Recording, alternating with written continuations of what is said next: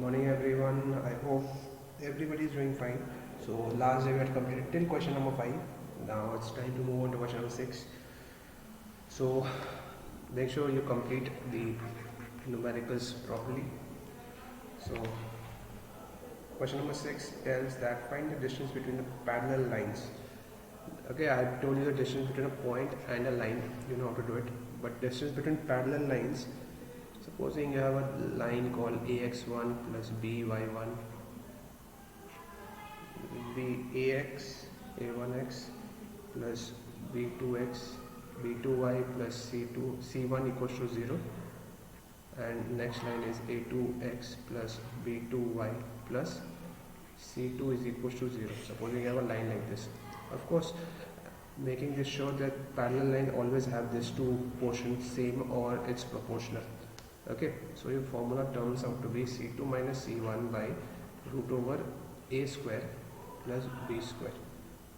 Okay, in parallel lines you will always have a1 equals to a2 and b1 equals to b2. That's the case for, so instead of this I could have written ax by ax by. Okay, so this is the formula for distance. Okay, with this formula you'll be able to find out question number 6.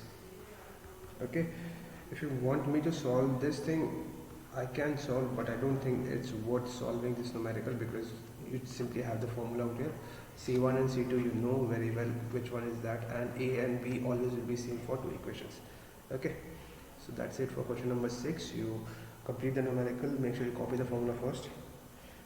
Seventh equation says that, seventh question, find the equation of the line parallel to this and passing through 2 comma 3.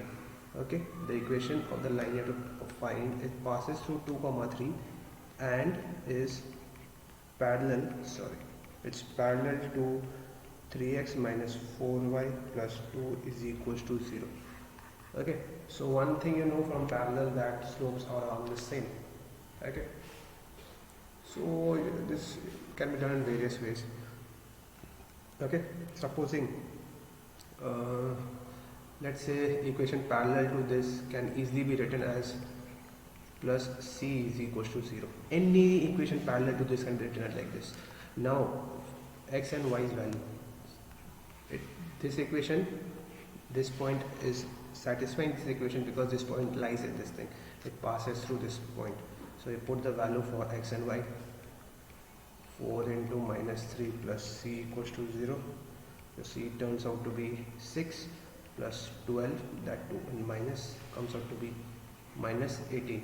So you put it out here. Any equation parallel to this is given by minus 18 is equals to, this is your required equation. I hope this numerical was clear.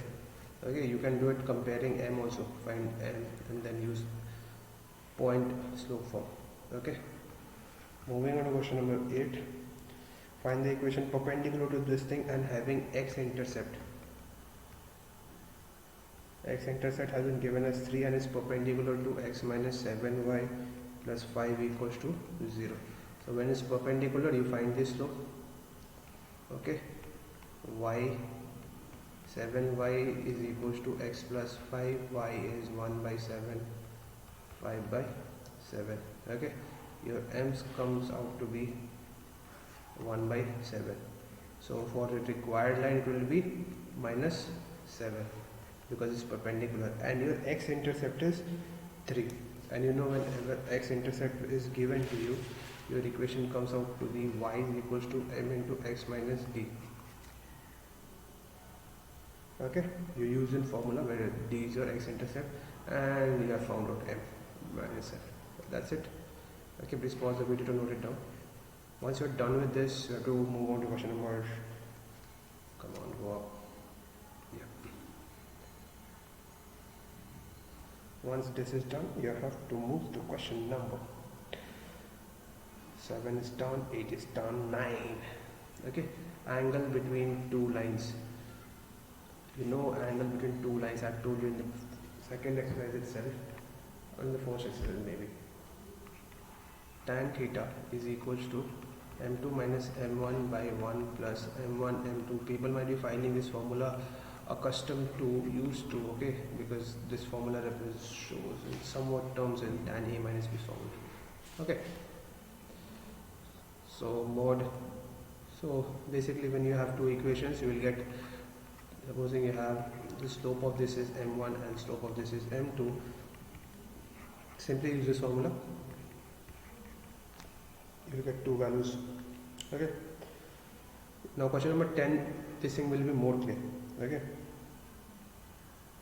10, the equation says that a line passes through 2 points.